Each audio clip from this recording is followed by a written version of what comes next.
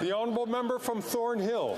Prime Minister said Tuesday that there will absolutely not be more carbon tax exemptions under his watch, but Canadians struggling with the high cost of gas, groceries, and heating their home have a word about that, or want a word about that. After 8 years of this Liberal NDP government, the Prime Minister is only giving the relief to a lucky 3% of the country, specifically where his poll numbers are in the gutter. He's already admitted that the carbon tax makes life harder, so will he let his MPs have a free vote on our motion on Monday to keep the heat on and take the tax off for all Canadians? The Honourable Minister. Thank you, Mr. Speaker. I noted the phrase, a lucky 3%. These are people who pay 2 to 4 times the cost of natural gas. These are folks for whom their costs have gone up by 75% during 2022. These are not the lucky 3%. We have focused on people who actually have a strong affordability challenge because of the inordinate cost of heating oil. We've put in place a measure that will ensure affordability, but will do so in a manner that fights climate change. Truly, a lucky 3%? Really?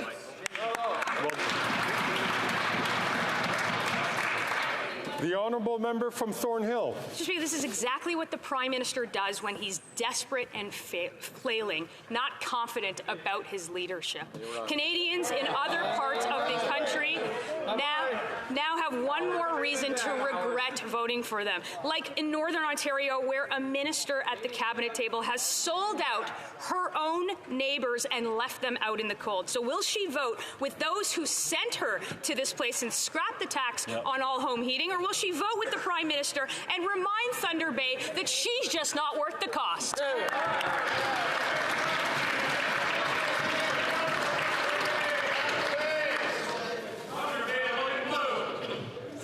The honourable member, Minister. Thank you, Mr. Speaker.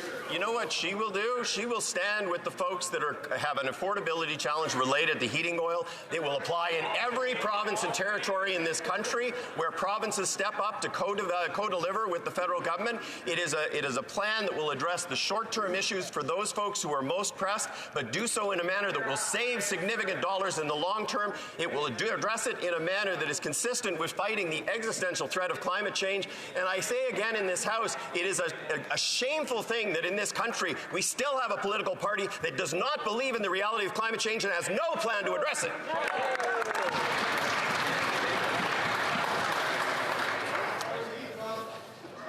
The honourable member from Dufferin-Caledon. Actually shameful is how they continue to divide Canadians every chance they get. Now it's about heat. Sigi in Dufferin just paid $100 to heat his home for 1 month. $100 in carbon tax. In the Maritimes, Sigi would pay $0, dividing Canadians. Sigi's on a fixed income. He can't afford it. They're basically saying to him he should freeze in the dark. Why don't they stop dividing Canadians? And will they take the tax off so Sigi can keep the heat on?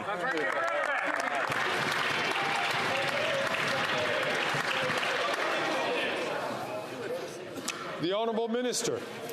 The only folks in this chamber who are dividing Canadians is the Conservative Party of Canada. We are focused on ensuring that we address what is a significant affordability challenge. The heating oil costs 2 to 4 times what natural gas does, and it appreciated by 75% in 2022. It is time that the Conservatives stop playing partisan games and focused on good public policy that addresses critical issues that face Canadians, but does so in a manner that protects affordability and addresses climate change. Once again, I would say it is shameful that they have no policy to address climate change. The honourable member from Dufferin-Caledon. A minister making $300,000 a year, being driven around in a limo, says I'm making a political stunt when I talk about a retired senior who can't pay the carbon tax. This behaviour by them is disgusting, and not all Liberals have to behave that way, because on Monday a common sense Conservative motion to axe the tax will take place. They don't have to behave like a Limousine Liberal minister. They can stand up for their constituents. They can vote to take the tax off so people like Sigi can keep the heat on.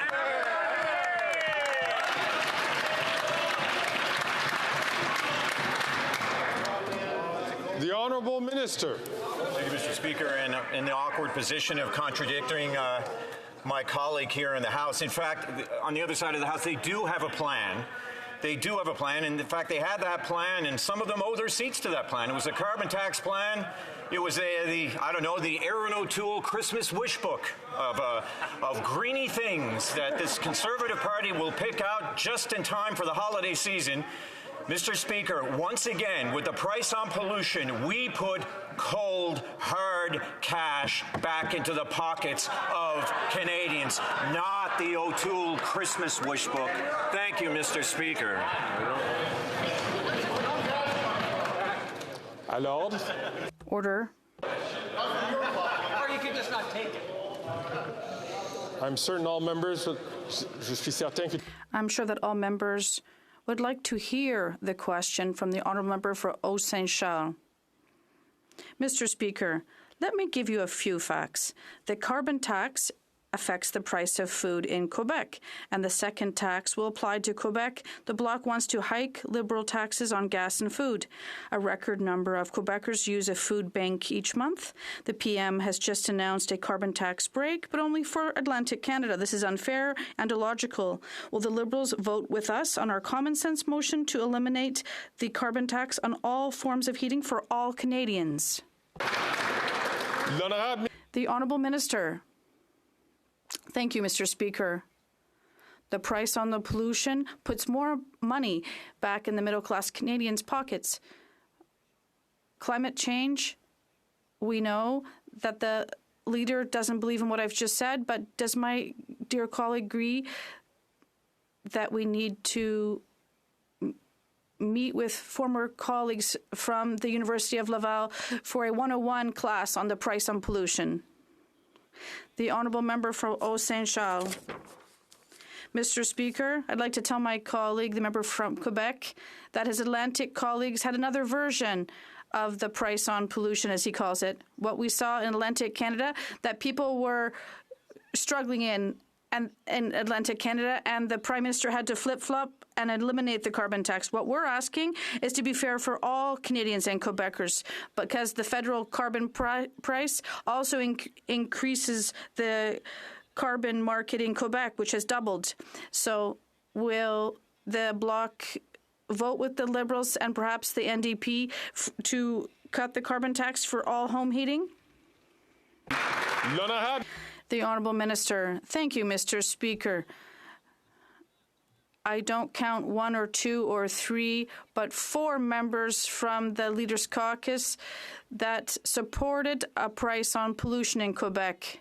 How many others, Mr. Speaker, are hiding that have changed their opinion since they became Conservatives?